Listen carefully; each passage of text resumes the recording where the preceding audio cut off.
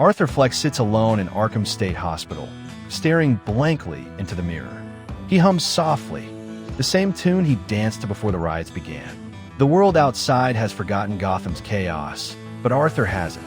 Doctors try to rehabilitate him through art therapy and medication. Yet the moment the piano music starts, he smiles, wide, haunting, familiar. He begins to dance again, slowly, as echoes of laughter fill the hallways. The Joker is not gone.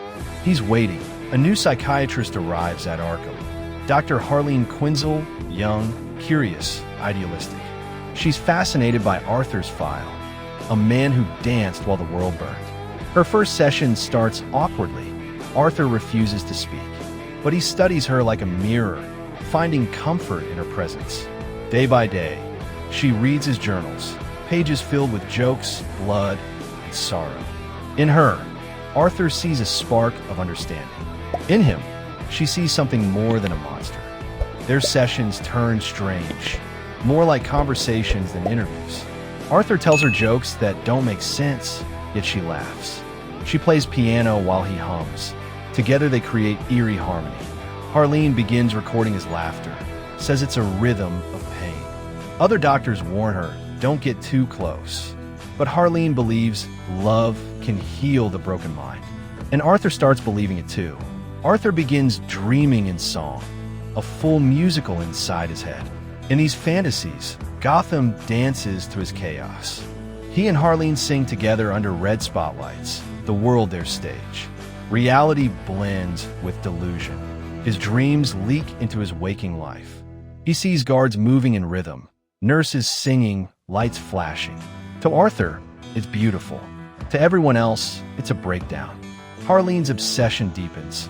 She studies Joker's philosophy. She stops going home, sleeps in her office, surrounded by his sketches. Her colleagues start whispering, calling her unstable. When she confronts Arthur, he teases her, saying, "You're not healing me, doctor. I'm freeing you." That night, she dreams of performing on stage beside him. When she wakes, she's smiling. Joker manipulates Harleen into seeing Arkham as the prison, not him. He tells her that the world outside fears the truth of laughter. She begins stealing keys, smuggling notes, and creating diversions. One night, she finds a cell open, not by accident. Arthur sits calmly, waiting, saying, "Time for the encore." Together, they escape through the asylum's underground tunnels. The night echoes with laughter and gunshots. On the run, Harleen sheds her white coat and name. In an abandoned theater, Arthur paints her face white and red. He calls her Harley Quinn, my queen of chaos. Together, they waltz under broken chandeliers. Their love is toxic, violent, yet poetic. Every kiss feels like a scream, every laugh like a confession. They aren't partners in crime, they're partners in madness. Gotham has recovered since Joker's riots. New government, new order. But whispers of his return spread panic among the elite. Harley and Joker hijack a live television performance. Their duet turns into a declaration of war on society's hypocrisy. Crowds riot once again. The city descends into chaos. Arthur looks at the screen, millions chanting his name. He smiles. They finally get the joke. The movie enters a surreal act. Reality dissolves into dream. Arthur imagines performing on Broadway. His crimes turned into musical numbers. Police chases become dances. Interrogations turn into ballads. Harley sings beside him, her voice echoing through his mind. Their world becomes one long song of love, death, and delusion. By the end of the act, Arthur doesn't know if it's all in his head. Neither do we. Harley starts questioning their life on the run. She misses the old Harleen, the woman who wanted to heal. Arthur feels betrayed, calling her another audience walking out. Their arguments grow violent and passionate. He promises her fame, she wants freedom. Yet every time she tries to leave, she hears his laughter calling her back. Love keeps her chained to the chaos. Gotham police corner them after another killing spree. Arthur surrenders willingly, laughing as they beat him. Harley refuses to abandon him and attacks officers to save him. They're both captured and sent back to Arkham. Now inmates, not doctor and patient. Inside, they become legends. Inmates whisper their names like bedtime stories. Love and insanity now share the same cell. Through Harley's narration, we read her journals. She calls their story a duet of broken hearts. Her handwriting turns erratic, shifting from words to musical notes. She writes songs about Arthur's pain, turning crime into poetry. One song becomes famous in Gotham, sung by rebels. Harley realizes she's created a legacy, not redemption. Her madness has become contagious. The world watches as Joker and Harley stand trial together. They mock the judge, perform a duet mid-sentence. Their laughter infects the courtroom. Even guards smile nervously. Harley declares, "We're guilty of being ourselves." The judge silences them, but the crowd outside chants their names. Arthur bows theatrically, saying the show must go on. They're sentenced to life, but they've already won the spotlight. Inside Arkham, Arthur builds a small stage from broken wood. He performs nightly for other patients, a one-man cabaret of chaos. Harley joins him, singing through the bars. Each song mirrors their crimes and emotions. To them, Arkham is no longer a prison. It's a theater. The nurses fear their performances. It spreads like a virus of joy. The Joker smiles. They laughed at me once.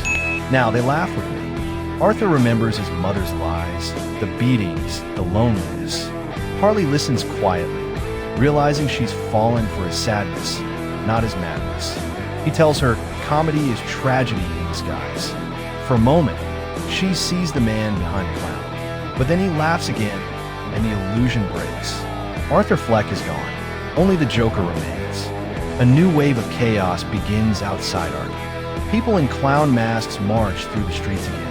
Harley and Joker's philosophy becomes a movement. Riots, fires, and laughter echo through Gotham nights. Inside, Joker watches it all on TV, grinning. He whispers to Harley, "Look, darling, the world is finally singing our song." Harley starts doubting the cause they've created. She sees innocent people dying in Joker's name. In a heartbreaking twist, she tries to stop him. She confesses, "I wanted to fix you, not become you." Joker laughs bitterly, saying, "You can't cure a punchline." Their love turns violent once again. Blood and music mix, a deadly waltz. Arkham burns as rioters storm the facility. Joker and Harley escape amidst chaos and fire. He takes her hand, leading her to the rooftop. Together, they dance under the red sky as sirens wail. He whispers, "This is our curtain call." As helicopters circle, Harley hesitates, tears in her eyes. Then a gunshot echoes. Only one silhouette remains dancing. Arthur stands alone, laughing through tears. He's finally free, but utterly empty. His mind replays their songs, her voice haunting every step. The city below burns brighter than ever. Reporters call him the King of Chaos. He calls himself the Last Laugh. As he walks into the smoke, we hear her faint voice. Encore. Months later, Gotham is quiet again. A street performer in clown makeup sings Harley's song for change. A child drops a flower where Joker once stood, symbol of tragedy and love. Arthur's laughter echoes faintly, like wind in the distance. The camera pans to a new Arkham file labeled Harleen Quinzel, deceased, then fades to black as piano notes echo softly. The final words appear. The joke never ends.